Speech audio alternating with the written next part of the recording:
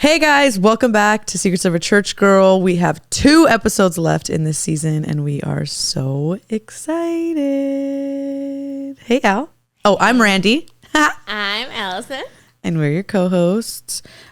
We are coming around to the end of season 2. That's crazy. Yeah, it feels weird because the way that we have our filming schedule set up, it just like feels like it was like, doop, we're done. Yeah, literally. So as you can tell, we're slightly under construction, slightly almost finished. But at season 3 launch, we will have our full set done. Pink. That's so exciting. I know I begged Billy. I was like, can we just paint like one square pink? He was like, yeah, no. Oh. I was like, come on, how cool would that be if we just did like the inside? It would be cool. And then like another. That would be so Yeah, cool. like checkers, a couple of them. Yeah, but I don't know if I can swing pink. Mm. I do think a cute. Where are all those books from conference that we painted pink? Oh, you know what I'm talking about? yeah. There was like a lot of them. A lot of them. Shout out to the girls who did all the painting. Yeah. I think Brie was a big part of that. Yeah, I think I have so many ideas of what I want to do, but I have to remember it's like a multi-use filming area. So Billy has been like, okay, what if you're on it with Secrets of a Church Girl, when are we filming Billy and Randy? And I was like, well, I don't know. That's a set for Billy and Randy. I know. I was like, we have to figure out. It is big enough. You could probably do 2. Well, we could totally cover my backdrop with that. Yeah, that's true. So yeah, we were talking about like wallpaper or like something to pull down. He also would love to like paint the back of the stairs right here, or like do some sort of wallpaper and then this is a color or something. Yeah. But we want it to be multi-use because we want Good News Network to like be producing Secrets of a Church Girl, Billy and Randy, like, you know, other podcasts that are faith-based. That's so cool. So yeah, we're trying to figure out like the space, but we are in the middle of remodeling it. You guys can probably see it in Al's angle. Like we had a full bookshelf wall to wall put in. So we're excited, feeling very creative. Slay. How's your week, Queenie? It's been good so far. We did everything for church this weekend. It was great. We were with each other every day. Every day. We had serve day on Saturday. That was great. I love that actually so much. And then we had baptisms on Sunday, and church on Sunday was really great too. It was. Sunday service was so good. Everyone I've been talking to was like, Billy preached so well on Sunday. Like, I always feel like I always understand what he's saying. Yeah, like I never feel like that. But on Monday at the small group, that's another thing. We started a small group. Oh yeah, see, add that in your recap. Yeah, but everyone was like, Billy's message was like so good, like so clear. So that was cool.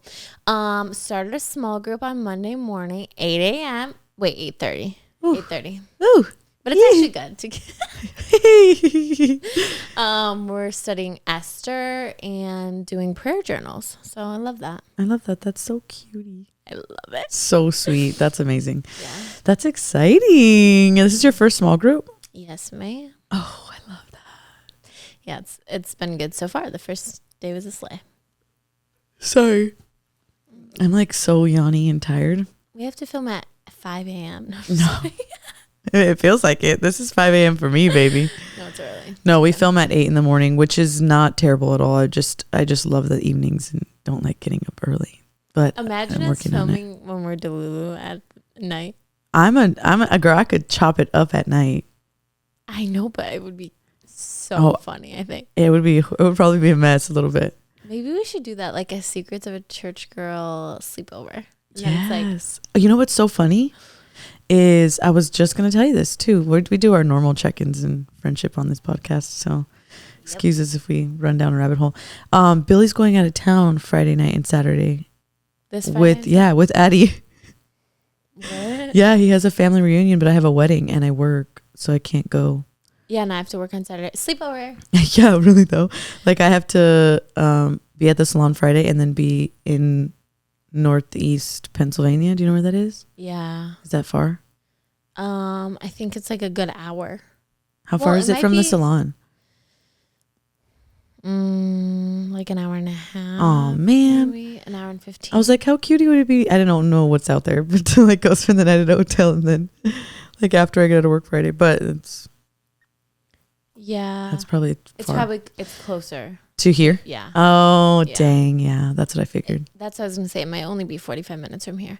I'm not sure, but. Yeah, so Billy's going to go out of town for a family reunion, and they're just like, please bring Addie. Please bring Addie. So, yeah. And it's so cool because we get to see all of his, and like well, he only has an aunt and an uncle on his dad's side. Oh, wow. But they all have a bunch of cousins, like all the aunts and uncles. So even Billy's dad, a bunch of cousins that they just like grew up with for a long time. Like we're really pretty tight knit outside of the three of the siblings, which is Billy's dad, Uncle John, and Aunt Beverly. So cute. I love that. So yeah, it's those three, and then they have a bunch of other cousins and all that stuff like that. And then they all have kids, which are actually a lot older than Billy's age. Okay. Billy and his sister were born like in the second half of Bill's life when he was like 40 plus. Right. So all of the other cousins that are Grandpa Bill's nieces and nephews are older than Billy. But we went down last year and we did it in one day, but it's like a 4-hour drive. So we just drove up, went to the reunion, then drove back, which was like too long for Addie. So Billy was like, well, I'll just drive out Friday, maybe during like her nap time, then get her going, and then, you know what I mean? Yeah. And then have her spend the night and then come back right after. So they'll be out of town this weekend. I'll be working a wedding. I actually have a +1 for a wedding Saturday night. Do you want to come? Who's just realized that. Does anyone I know? Yeah, I'll tell you all the details after, but you have a +1 for that wedding. What time is it at? It's I think it's at like 6, but it's out there in Northeast. So you're not coming home? Yeah. You are coming home? Well, I don't know. That's what I thought that the wedding was here in Fredonia. Because it's somebody I know, like, that I didn't get like real crazy with like contracting and stuff. So. Oh, so that's who you're doing hair and makeup for? Yeah. And then you're going to the wedding? Yeah. Got it. But now I'm like trying to figure out how, because I have to, like, there's a big window between the time they have to be done and then the actual wedding, because they're doing like pictures and other stuff. So but you can come back and help me finish my full highlight, and then we can go. Oh, yay. I might be done on time. I don't know. You'll have to tell me. Yeah, we're just chopping it up. But we are, this is the second to last episode of the season, like we said at the intro. And I'm just so excited to wrap it up. We're going to end with the scripture that I actually got into yesterday. And then we're going to, next episode will all be about intentionality. Yeah. So we also started on Instagram and TikTok. Oh, yeah. And so for the next episode, we're kind of skipping ahead, but we took a poll, right? It was a poll. Mm-hmm. Yeah. So follow us at Secrets of a Church Girl on Instagram and TikTok. And we're going to be like, we just posted on our personal story, like the poll, but now we have like a platform to post the polls and like get info for the podcast. Yeah. So I think it's going to be great. The verse that we are like starting with today, we have 2, right? Galatians and 1 Timothy. Yes. So you can do Galatians first. Yeah, okay. yeah. We were talking about this week, like, just wanting to like share like at the top of the episodes, like kind of what we've been reading or where we've been at, in our own walk with Jesus, in hopes that it would like encourage you to either open the same scripture that we opened or just get into your Bibles some way or another. So yeah, go ahead. Okay. So, Billy actually used this in his message this week, but it was Galatians 5:13, and it says, "For you have been called to live in freedom, my brothers and sisters, but don't use your freedom to satisfy your sinful nature. Instead, use your freedom to serve others in love," which was perfect with like Serve Day and everything. Mm-hmm. But what is this version? And I was just gonna go to the Message version. Yeah, I was gonna say, because this one, we were talking about that at small group yesterday. This one is like a lot of fluff, I feel like. Really? But it's easy to understand. It's like new age wording, I feel like, versus like my Bible. And it's like, yee. And I'm like, what does yee mean? Yeah. Yeehaw or what? Oh, my God. Okay, so yeah, let me see. The Message translation says, "It is absolutely clear that God has called you to a free life. Just make sure that you don't use this freedom as an excuse to do whatever you want and destroy your freedom," which interesting to think that you can destroy freedom. Yeah. Rather, use your freedom to serve one another in love. That's how freedom grows. For everything we know about God's word is summed up in a single sentence: love others as you love yourself. That's an act of true freedom. If you bite and ravage each other, watch out. In no time at all, you will be annihilating each other. And where will your precious freedom be then? That one's intense. I know. This is 13 to 15. What did you read? 13? Just 13. Yeah. So the Message translation has it's like a paraphrase. It's not a word for word translation. Eugene Peterson rewrote the Message translation probably 10 years ago. Wrote the Message translation. Wow. It took him a really long time, but he wrote it. Yeah. Maybe more than that. I might be off, but yeah, it was, but every time that you do it, it goes in clusters because it's paraphrased. So it's never just verse 13. Right. That makes sense. Maybe through the Proverbs, but not in letters. It's usually in general between 13 and 15. This is what it's saying. Yeah. Yeah, I think that's so good too. I feel a few things is just make sure that you don't use this freedom as an excuse to do whatever you want and destroy your freedom. It's like the freedom that we're so desperate to get, and then it's so easy to just dispose of it. Like when I think about inner healing, I was so excited, so desperate to sign up, and then there were weeks that I was like, I just don't want to go. I just don't want to do this because I think I got it from here. Did you ever have a moment where you're like, yeah, this is good. I'm good, right? This is the perfect amount of, this is the perfect amount of freedom. I don't want more. That's crazy. That's true though. Yeah, I feel there was moments where it was okay, yeah, I'm good. I'm good now. Yeah, I'm done. I'm done. And then it says, rather use your freedom to serve one another in love. That's how freedom grows. Oh, I don't know if mine said that. Yeah. That's good. Which I think is, some of us are just looking and yearning for more freedom, because who ever thinks that they've had enough freedom? Yeah. I don't know. I've never been in a place of life where I'm okay, I don't need any more freedom from from myself, really. And then it says to grow it, the way to grow freedom is to serve other people. Yeah. The one that I think you read on stage and the one I was looking at yesterday says, you, my brothers and sisters, were called to be free, but do not use your freedom to indulge your flesh, rather serve one another humbly in love. But I liked how it said your flesh. Yeah. Because I feel Well, that's true. It's when you're serving yourself, even in the wave of self-care and all that stuff like that, what are you serving? Are you serving what your spirit needs, or are you serving your flesh? Yeah. Because even in self-care, I think a lot of times we want to self-care our flesh. And I don't mean your physical body, because I think healing and freedom is well-rounded. So it includes your mind, your will, your emotions, so your soul, your spirit, and your body. I think freedom, God offers it to the totality of humanity, everything that you encompass as a human being. But I think sometimes when we go for self-care, or go for I don't know, resting for ourselves, also that, it tends to lean towards whatever our flesh wants. Because I know self-care for my physical body is honestly sometimes getting up and walking. Oh, we were supposed to do that yesterday. We didn't do that. Get up and go. I got home. Oh, there you go. Good job.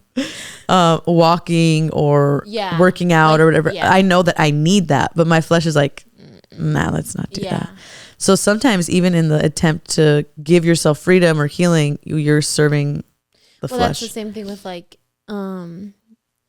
with your body's a temple. So it's you don't want to eat carrots, but you're going to eat carrots. Amen. You know what I mean? So yeah. Same thing. Get a little closer to your mic, sissy. There you go. Okay. Yeah, no, I agree. That's so good. Then let's see what it ends with.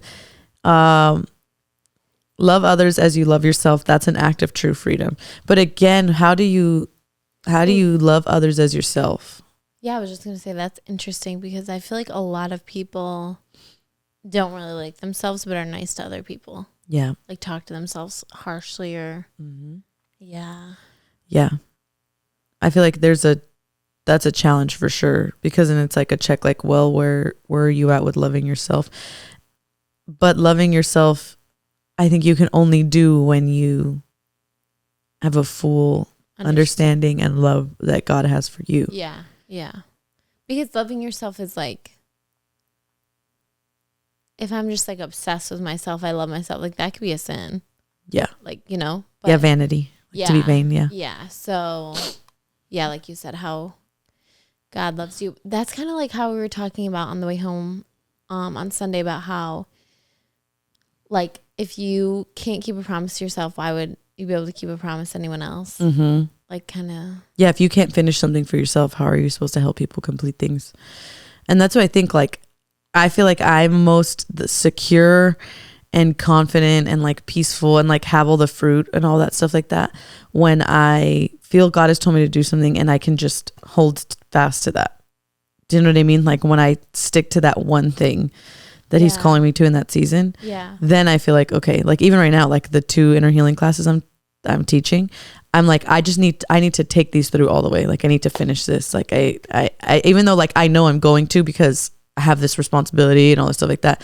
There are days in your own mind when I'm like, I'm gonna like, we'll take a 2-week break. Like I'm so tired, you know, whatever that is. And it's like, no, finishing that changes so much. And like, right. You know? Right.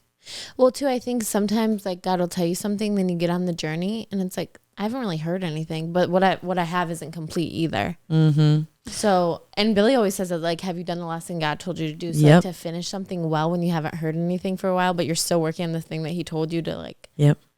That's huge. Yeah. Being able to, I think a lot of people are always looking for like, oh, well, what is God saying? What is God saying next? And it's like, you didn't finish the last thing you were supposed to do. What do you mean next? We were talking too about how he had said like Moses struck the rock twice. Oh, yes. And like that was like a test and then he didn't get to the promised land. And Dana at group was like, I wonder how many times I struck the rock. But like, really though, you didn't finish. You didn't do what God said. You didn't. You're just stuck there. Yeah, you're waiting for whatever's next. And he's like, incomplete. That last level, incomplete. You got an F on your completion. No. No, but I think, I feel like, well, I think another point he made on his message, sorry, we're all over the place. When he said the thing that bit you might be the thing that heals you with the snake. Did he talk about that second? Yeah. That God uses? Refresh. The snake, like the snake bit him, but then also the snake is the thing that ended up turning into the staff. Yeah. And then he sticks that in the water. Yeah. And then the sea splits.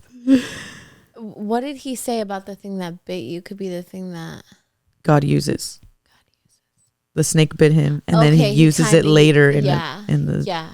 So he kind of used that like the thing that hurt you could actually be the blessing you were looking for. Or yes, like, you know, and then like the breakup or like the failed business or like the whatever those things are. Like those are the things that God is using. To like. But then that's something you always have to wait to see, kind of. Yes, he also always says, I never judge my life in years, I judge it in decades. Yeah. Which is hard to do when you're like 5. Yeah, because half a decade. He's not even half a decade. 5 years old, we love you. If you're 5 years old, put on VeggieTales to not be watching this. Turn this off immediately. No. But yeah, it's like he judges his life in decades or like half decades, whatever. Every 5 years, let's make an overview instead of every year. Because sometimes you can be making a judgment from the middle of the chapter instead of at the end of a chapter. Yeah. And same thought with like Moses and the snake is like, if he would have judged the validity of the stake being present in his life at that moment, it's like, well, it just bit me. So what the hell? Yeah. You know? Yeah. But on the other end, it's like, later though, that's the very thing that like establishes the freedom for. Right. He had to put his staff in the water and the staff was turned from a snake. But it was just really interesting, I thought, in that idea. Yeah, there was like another example he used too. Like the rock. Oh, he was talking about how the 11-day journey took them 40 years. That was humbling. A generation died off. That's so crazy. A generation literally died off. Yeah. During that time. Dang. Like the ones who left that were on their way to the promised land, a lot of them never got there. Wow.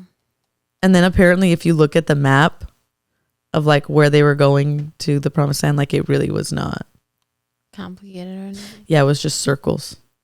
They just went in circles. 40 years. 40 years. 40 years. And your travel day last week was supposed to be 8 hours. It was 2 days. Imagine 40 years.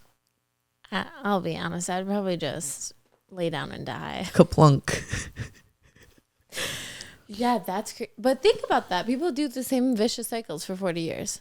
Mm-hmm. It's like a parallel. Very much. Oh, that's awful. What's supposed to take you 11 days takes you 40 years. Yeah. And the guy who initiated all this didn't make it. Wow. Yeah, it's that whole story is, that's why the story of the people, like God's hand selected people and him is crazy. God continually comes back around and gives this opportunity, sends them a king, sends them a prophet, gives them like freedom, delivers them from a place. And there's just this runaround where they keep searching for everything else outside of God. Yeah. They try the idols, they try the kings, they try the like multiple marriages and wives. Like they try everything. Yeah. And God still continues to send. Do you remember that analogy? It wrecks me every time. It wrecks me every time Billy does it on stage with the chairs. Not the loose chair, the lonely chair, not that chair. I was talking when he does like so Billy pulls this chair up and it's like in this context it would be the chosen people, right? And they turn their back on Jesus, right? And God is like, and people think that God is like, okay, well, let me turn my back on you. No. You know what I mean? No. So they're facing each other. God's chosen people turn their way this way, and God comes around and comes this way. Yeah. And he sends a deliverer, which is Moses, in the wilderness. And then the Israelites decide to walk in circles, and then God sends someone else and brings them back around, even though they turn their back again. And they turn their back, and and God comes around and he sends, and he like keeps going face to face with them no matter how many times they turn. It wrecks me every time. And then it goes all the way to the life of Jesus, and it's like instead of them turning their back, there's no opportunity to turn. Jesus stacks himself right on top and becomes man. Yeah. And instead of the opportunity to turn away from him, he becomes us. I could literally like cry right now.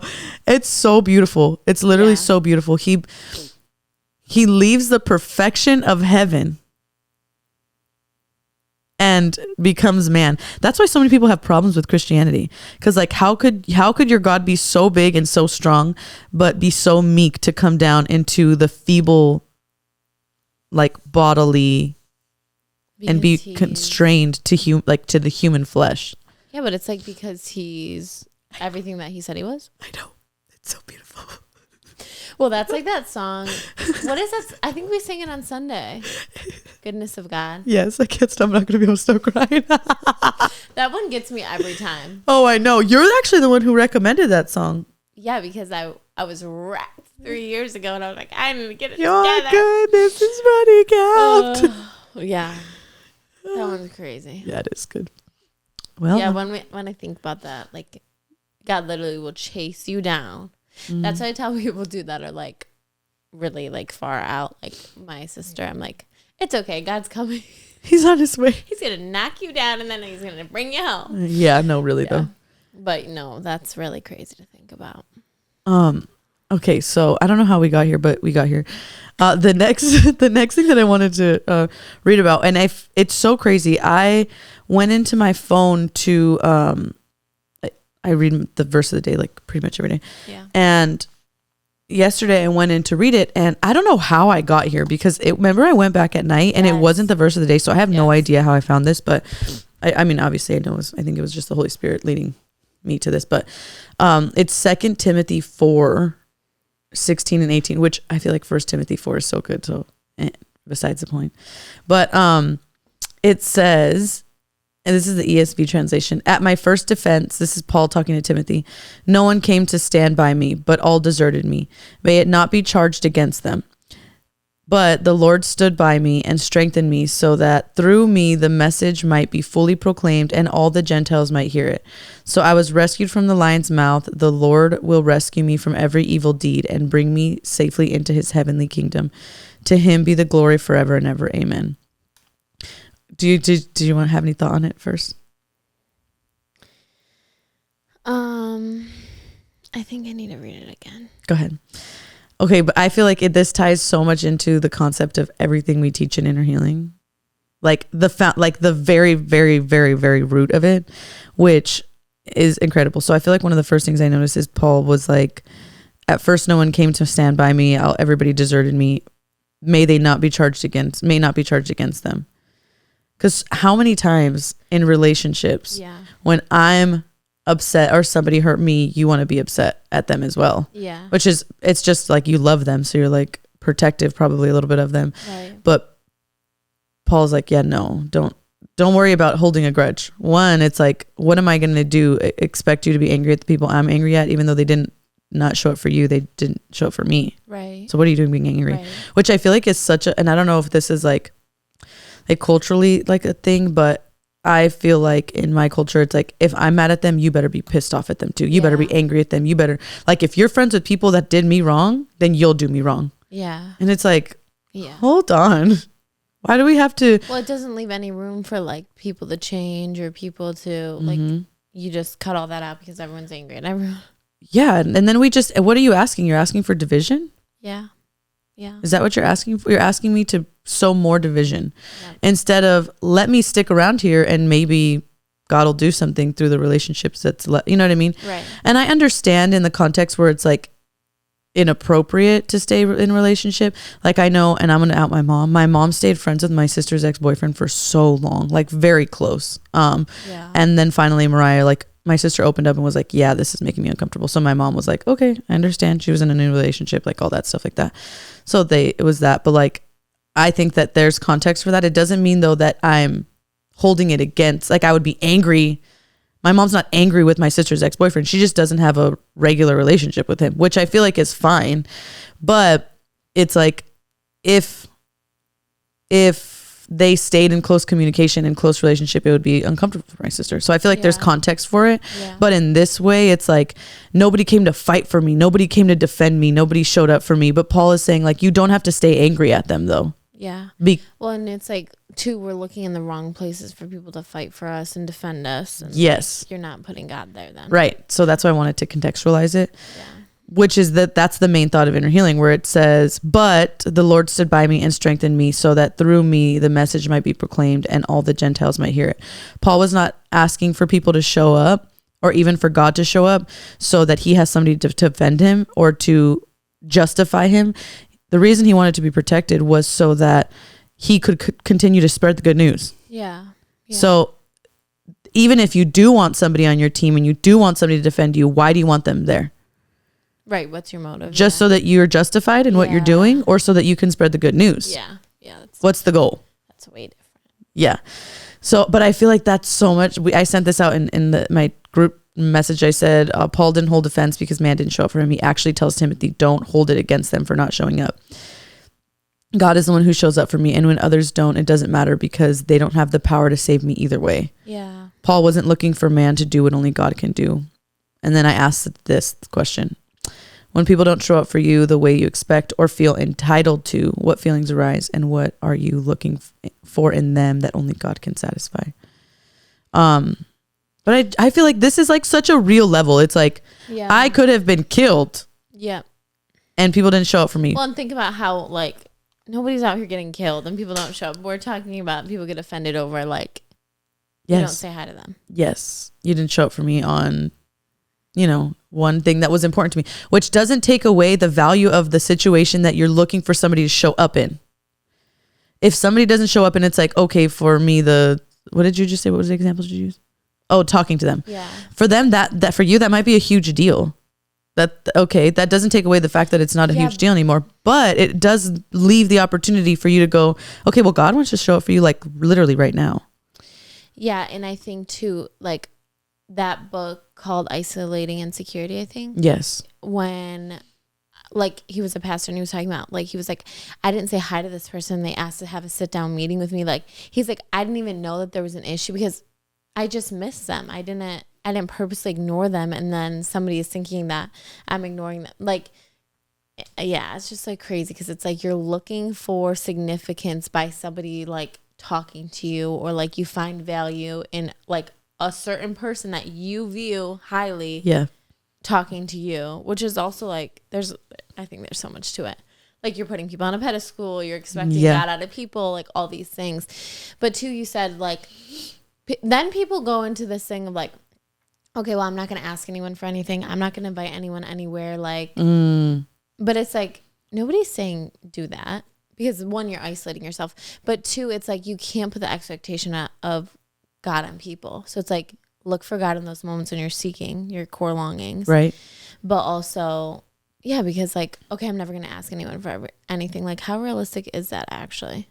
Oh, it's not realistic at all. And that's why that pendulum swing that we talk about. Yeah. So you go from, you get hurt and people don't show up for you. Like, you know, Paul is talking about to Timothy, and you swing to mistrust. Like, I'm not going to trust anybody ever again. Like, this is it. I'm not going to make new friends. I'm not going to this. And you put all these new stories, lines in play. Yeah. You start labeling yourself, you start labeling people, you start believing narratives about people, you start believing lies about people.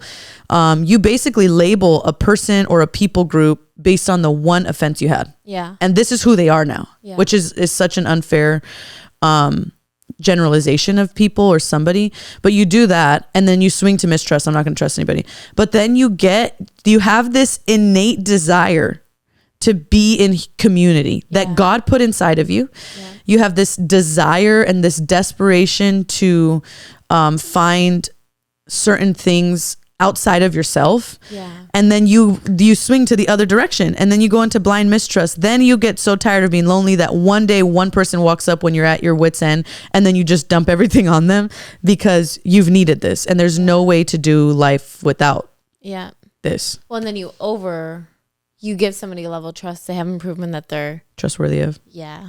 And then you have that whole thing, which, like you said, then you're just back to mistrust because if they go tell people or whatever. Yeah, it's just. Yeah, it's a swing. It's a swing that goes back and forth. And I feel like Paul was always so good at just at really keeping it back down. He's like, listen, I know we all do this. I know that. I know this. I know that. But like with us, none of this is what we're going to focus on. Yeah. They didn't show up, but I'm only telling you that they didn't show up to give God glory for the fact that he did show up. Yeah. I'm not telling you that they didn't show up so that you can sit with me and be angry with me and be bitter with me. I'm telling you that they didn't show up and God, who always says he does, showed up. Yeah. Yeah. And so I feel like his intention of even telling the story that people didn't show up is not to make them look bad. It's not to gossip about them. It's not to tear them down, to change their character, to get you to believe something about them. The only reason that Paul tells that in 2 Timothy is so that we know that God was faithful in doing what he said he was going to do. Yeah. God is a deliverer. Yeah. And I feel like the only way he could do that and not harp into, oh, they did this and they said they were going to be on my side and they said they were going to this and the only way he was able to do that was because God showed up in a way that man could never have done for him. Yeah. Yeah. You know? Yeah. And I think too, like, how many times do we look for people to show up and then we still don't get what we need even when they do show up? Because you're still not able to. I feel like the language, like 1, 2, or like whatever, that has changed so much for me because I was like sharing with the girls yesterday morning, like, how many times do you call somebody and tell them what you're going through and then you don't get what you need from them? Because only God can do that for you. But then you call another friend and then you don't get what you need. And by the third time you call another friend, you're like, I'm so annoyed by telling this story. Like, I'm so over telling this story. Yes. Yeah. And you still don't feel like anybody heard you, anyone said anything good. So on, I think it was like Saturday or Sunday night, I had a situation with that I wanted to like tell somebody about and nobody was answering. And I was like, okay, well, I guess, you know, I don't feel like I went down the rabbit hole of like nobody's there for me, but I was like, okay, I guess I have to journal like lame. But that should have been my first response. But then it was like so that's real, good though. that by the time when someone called me back, like, what's going on? Do you want to talk? It was like, no, I'm actually good. And it wasn't like I'm good, like you ignored me, I'm not telling you, because that would have been old me. Like, yeah, I'm fine now. Yeah, literally. Yeah. But like genuinely, like I was like, I didn't even care to talk about it. Like, I'm good. Like, I feel good. I feel like the Lord heard me. I feel like I was seen, heard, all the things. So yeah, I think that's good to just know, really know what you're looking for and where you can actually get it Because a man is always going to give you a cheap ripoff. They do give you a cheap ripoff. Haley says it all the time. Like, she's like, I had a pharmaceutical sales on the street. If I would have known that I could get this kind of high from God, y'all were duping me. That's so funny. So true though. Yeah, no, it is true. And I think it's so beautiful. Like, the more that becomes our muscle memory, it's like when stuff happens throughout the day, like, I don't always have all this time to sit and journal, but I do have this thing that like has been worked into me. And I've added this, like, not added this, but talked through it at the top of Inner Healing too, around the multi-layer coping system, is the reframing that can come. Like that you have to, it's like a muscle. Well, I feel like I'm just now getting it, and we've been at it Inner Healing for, how many months, but the reframing, where Paul could have literally been like, they didn't show up. They said they were going to this, they were that, but it was immediately like, they didn't show up, but don't hold it against them. Yeah. Like, he also probably was like, I have no idea what they were doing, why they didn't show up. Yeah. I feel like somebody of his character probably has some generosity in his thoughts, which someone said this to us like a few years ago, one of our friends, Matt, and he said, and it was just very random, very casual, and it like stuck something in Billy and I's brain. He said, and I just changed topics, I don't know what I was talking about, but this is like, I feel like we need to talk about this. He said, I'm just being generous with my thoughts. And I remember being like, what does that mean? Like, sit and think about that for a second. Like, to be generous with your thoughts. Like, if you're a generous person, like, you give, your time, your talent, but to give of your thoughts, like, what does that even mean? And he was like, meaning like, I'm going to give grace in the way that I think about them. Like, I'm going to give an abundance of that. Wow. Like, I'm going to be generous in the way that I think about them, in the way that I, believe about, like, stories about their life based on the narrative and their actions. Like, I'm going to just be generous. And so Paul didn't show up, wasn't active. Like, I mean, people not showing up for Paul, he was choosing to be generous in his thoughts. Like, they didn't show up, but don't hold it against them. It's not on them. It's okay. Like, it's no big deal. We don't know where they were. We don't know what they were doing. We don't know what stopped them, what got in the way, what is causing them to act this way. We don't know that. So I'm just going to be generous with my thoughts, and I'm actually going to go to the one who can satisfy my deepest need.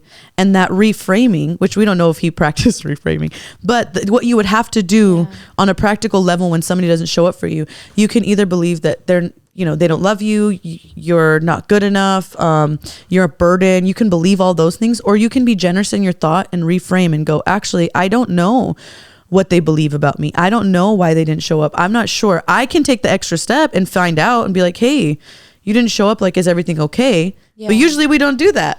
Well, I was just going to say, like, how often do we think something about somebody, but we don't say it? Like, I think a lot of times we're like generous with our words, maybe like extend grace with our words, but that's not what we think. No. Like, I already have an idea in my head before I say this to you, but I'm going to like put it all together so I don't hurt anyone when it comes out of my mouth. But in my head, I think about how much peace you would probably have if you were generous with your thoughts. Like, literally what you're thinking was not, you know what I mean? Yes. Like, yeah, that'd be crazy. Yeah, I mean, and is that the Matt I know? Yes. Oh, that makes sense. Yeah, I know. You're just like, I know. Cappuccino, espresso. No, that's actually encouraging. Yeah, it is. It was like, oh, okay. So I'm used to the concept of being generous with your time, talent, and treasure. Yeah. Right? We hear about that all the time. Yeah. Time, that's, giving into your community, giving time to people, like all that stuff like that. Yeah. Talent, what God has given you, the skill he's given you, and then your treasure, your finances, where your heart goes, there your money lies. You know what I mean? Like, where your money goes, there your heart lies, all that stuff. Your resource, I guess. Yeah. And then generous with your thoughts is like a whole different kind of thing, to where the idea of living unoffended means that the reason I'm not offended is because I never assume bad of you. It's like, dang, you didn't show up. You can't go. One of my friends just told us, she's like, oh, I'm not going to be able to make it to your birthday trip in September. And I just was like, I feel like I'm just in such a place of like generous with my thoughts with her that I'm like, oh yeah, dude, it's no big deal. Like, we'll figure something out. I've seen friendships that are super long during a wedding season fall apart because a girl can't afford a bachelorette trip. And it's like this, I'm not generous. Like, I'm actually being very selfish because you can't afford something. You know what I mean? And I'm not saying that that's the context, but just in general, it's like, I didn't believe that she didn't love me. I didn't believe she wasn't my friend. I didn't believe she didn't care about me. Like, I was like, oh, you love me enough that you're not going to come here and do it out of a season that doesn't fit for your life right now. Yeah. Like, you know, and so I feel like in all ways, in all spheres, if you can't make something, if you can't go somewhere, if you can't help me with something, we were supposed to plan it. We're possibly planning a trip to the city and you might not be able to go. That doesn't mean that you don't love me, that you don't love my daughter, that you're going to, I don't believe any of that. Yeah. You know what I mean? Yeah. So generous with your thoughts is like, I believe the best about you and I have nothing but grace until you choose to share otherwise. Yeah. Well, and I think too, that's like, that is how you're wired initially. Like kids, you know what I mean? Yeah. Okay. Like kids trust people. They believe the best about you. Kids don't see color, like all those things. Yeah. But then it's like a learned behavior to like think people think badly about you or like you associate a feeling, if you don't have a healthy adult to process with you, like a feeling determines. Yeah. Yeah. So that's, yeah. Think about how like oblivious and silly kids are though. Like that's how we should be all the time. Well, why do you think that the Bible talks about childlike faith? Yeah. Yeah, definitely. Do you know what I mean? Wow, that's crazy. I know. What a beautiful thought, huh? Yeah. Well, I think too, it's like on the outside, you know, you send grace and all these things, but to literally think that would be just like so different. That's, I think, another level of transformation. Yeah. Where it's like you go from salvation, then you get all this transformation and you heal and you do all that stuff like that. But then the next layer is not just having the tools for it, but it's using them so much that it's your first response. Yeah. It's like muscle memory. Yeah. It really is like muscle memory. And then your brain just starts thinking otherwise and you reframe and the 10 minutes you need to process goes down to 10 seconds. Yeah. And 10 seconds goes down to like first response. Do you know what I mean? Wow. And it's like, but it's, I used this analogy in class last week. There's a girl that she works out intense, dude, like the CrossFit stuff and all those things. And I'm not currently in my workout era. So this works for me. This analogy works. Hopefully not for long. But she does these crazy deadlifts and every time she goes in, she wants to break a personal record.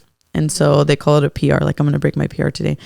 And, you know, she one of the last classes, it was like 250 pounds of something. And she broke her personal record, which is awesome for her. Right. And I said, if I went in there and literally my daughter's life depended on it, if I can pick this up one time, she will be saved. Yeah. Like if it depended on it.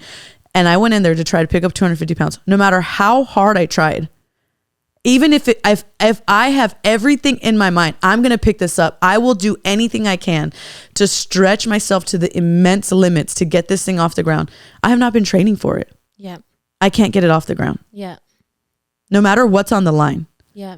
Think about that with people that you do life with. Even if they have the best intention to get this off the ground, they know that life after them depends on it. And they have every intention to do it. Yeah. They literally physically cannot. Yeah. Even if they're determined because they've not trained for it. Yeah. And so like. And that's just the daily expectation we put on them. Mm-hmm. Figure it out. Lift it up. Well, you should be healthy enough. Like pick this up already. Yeah. You know what I mean? But it's like until it becomes the practice of our everyday life, they will never get it off the ground. Oh, that's a word for me because I'm harsh like that, you know? Yeah. And it's a challenge, dude. Like so many times to just remember, like, actually you're in training to try and do this one day. Just because it's my personal record and I can get this 250 pounder off the ground does not mean that you can. Yeah. And it doesn't mean you're bad or worse or behind. It just means you haven't trained for this specific thing. Right. You know? Yeah. That's crazy. I was just thinking back to Sunday, like when I had that situation, somebody had given me a word that morning that I was like, okay, cool, thanks. And then, but it was like you said, like, if you're not training for it, like now for the first time since the end of inner healing, I've been able to go to a safe place, literally use my language one, like not right off the bat. I don't think that was my first response still, but it was like based on I don't think I wouldn't have done that without an issue, like without a conflict. Yeah, it had to be brought up by something. Yeah, so like this is the first time it's happened. But then that morning, somebody said, I was just gonna read it. It was like, if God wants you to rise to new levels, He has to bring the heat and see how you can handle it. It will bring you closer to Him, or you will continue down the same patterns as your past. That was Sunday morning. Then Sunday night that happened. I'm just now connecting all this. Wow. But yeah, it's like situational. Like, why haven't I done that before? Because I haven't had a situation where I felt like I needed to do that. So that's crazy. Yeah. Okay. And sometimes that is literally the testing of our faith. The testing of our faith produces something. Let me pull it up. Well, and then that goes back to what Billy said. Like, the thing that bit you could be the thing that saves you. I think that's what he said. Yeah. Yes. Because it's like the thing that you're dying over is the thing that's going to bring you closer to the Lord. That's crazy. Mm-hmm. Yeah. That's a little frustrating. I won't lie. That's a little annoying, God. I need to go process that one out. No, but really, it's so good. Yeah. It's the testing of your faith develops perseverance. Yeah. And it's like perseverance. But even to go deeper than that, it's like when this situation came up, we're looking at it as the situation, right? Yep. This is happening. That's happening. This person's saying this. I'm saying this. It's this like, right? Yep. And it's like, actually, this has what is the very thing that God used to get me back to the place that I was last met by him in like a really deep, tangible way. Yeah. So it's like, I actually need the conflict to rise because I need to figure out, am I where I think I am, or have I just avoided all triggers? Yep. Am I as healed as I think I am? Yeah. Or have I just made this landmine and I have to jump around and make sure that I don't touch a like trigger something off? Yep. You know? And so, yeah, but I know the situation you're talking about, and I think you've done a really great job. Thank you. So I don't know, but we're just a bunch of girls who love the work of Jesus. That's crazy. Yeah. So that's just, those are some of the scriptures we were reading this week. And, we're going to try and come every week with something. And even when we go into season 3, we're going to have like a run sheet of like some of the segments we're going to do every week you can expect, and possibly go to weekly episodes in season 3, but we'll see. Yeah, that'd be cool. It depends where we're at. We're going to be in the thick of a lot of stuff. Into the thick of it. What is that song from Little Einsteins or something? I don't know, but I know that Addie loves the VeggieTales. No, Evie loves VeggieTales. Remember last night she was singing? She was putting her tongue together. VeggieTales. Also, she's been calling me Allie Pop, which is like hilarious. So funny. I know. Yeah. And then she's been saying girly pop. She's like, girly pops. Where are my girly pops? That was so... I love her. We're just having a grand old time over here, guys. Yes. Wherever you're at, maybe practice this week reframing. Yep. And... also, it's very painful. I want to say that. Yeah, go ahead. Like, I feel like that is like, it sounds all cute, but it's like, oh, this is like the work that you literally have to make a conscious choice to do that's uncomfortable. And then, I mean, you feel better after, but yeah, I think that's hard. You always feel better after. Yeah. Always. Even if it takes a second. Of anger or frustration, you have to make a choice. It's still uncomfortable because I think we tend to like, what's the fastest way I can get out of this feeling of being like... don't tend to your flesh. Yeah. And then... how do I serve my flesh? Yeah. No, keep going. Well, I'm just saying, like, you have to get out of that in the moments where the quick, easy fix would be to do what you've always done. You have to choose to do the thing that's hard and do the work. And then you'll feel better. Yeah. It's good. It's really good. It's like